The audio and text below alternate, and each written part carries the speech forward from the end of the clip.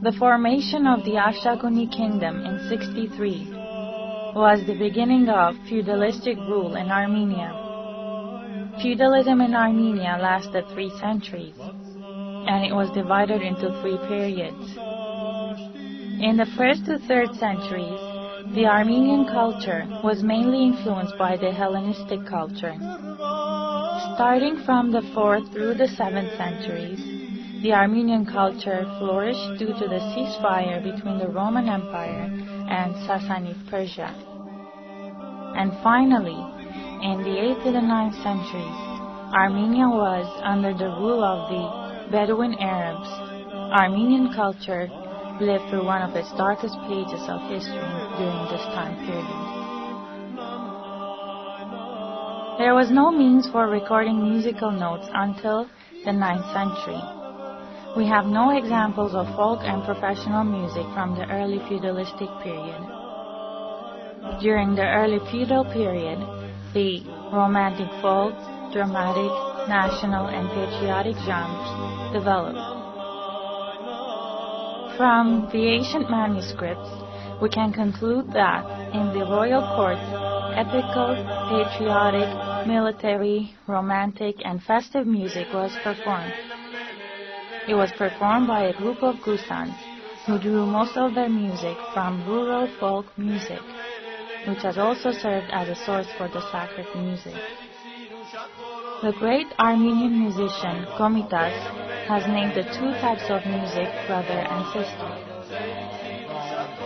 The art of Gusans was prohibited by the church, and the performers were persecuted since they thought Gusans' music contained pagan elements.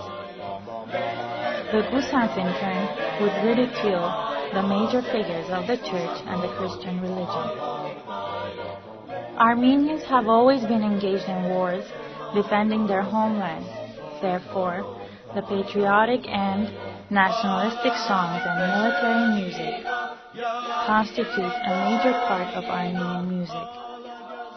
According to historical records, in the 5th to the 6th century, the stringed music instruments, harp, vin, janar, and handir, were widely spread in Armenia. From the woodwinds, different types of horns, galaropoch and avakpoch, flute, trumpet, and from the percussions, zanzran and drum. In the advanced feudalistic period, 9th to 10th centuries, the art of Gusan had a big role in the development of the city music.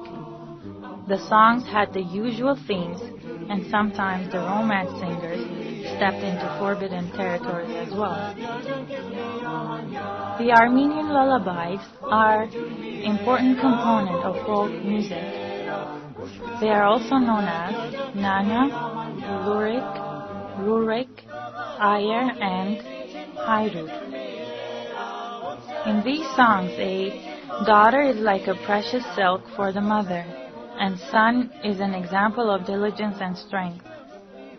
In the lullabies, you also encounter songs with historical themes that were mainly sang to male children, who were supposed to take upon themselves the responsibilities of the family. The mother would create lullabies by comparing her children to beautiful entities, phenomena, and objects. At the turn of the century, in the professional music, the most notable genre was the tar, which means song. The greatness of these songs was encompassed in their multi-thematic context and the variation in genre. The content of the tars reflected the existing ideologies of that time. This genre grew in complexity, such that new types of experts came into being. There were the composers of tars, tarerku, and the performers tarasat. Later on, this field became even more complicated, such that a division was created between the poetic text and music composers. The first famous tars are linked with Grigor Naregati. In the Middle Ages, the musical instruments changed. In the city, the following instruments were popular, as different types of lutes, harp, multi-string instruments, shavi, conical horns, zurna, long horns, pipes, avakapol, one- and two-sided drums, the Armenian oud and arganon. Heroes of Sasun epic is one of the greatest epics of the Armenian nation. It was in its final form in the 9th to 10th centuries. This epic has been related in a form of syllabic declamation, dialogue, and song.